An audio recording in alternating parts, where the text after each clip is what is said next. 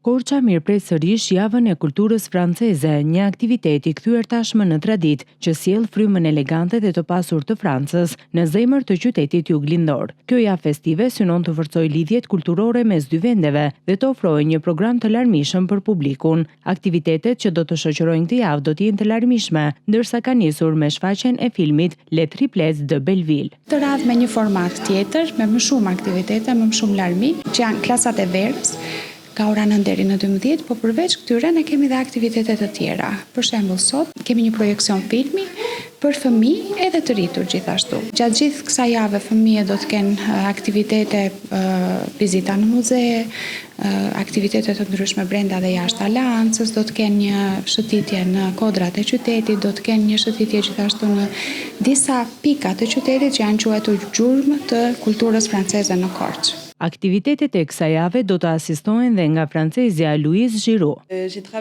Kam punuar me grup mosha të ndryshme dhe një motivi i mirë ka qenë se më kanë mirëpritur. Ajo që mësojmë më tepër bashkë është fjalori i jetës së përditshme, sepse në libra marrim bazën, pasi ndonjëherë kjo nuk mjafton për të kuptuar dhe mësuar gjuhën, pasi nevojiten edhe shprehit që përdorim në përditshmëri.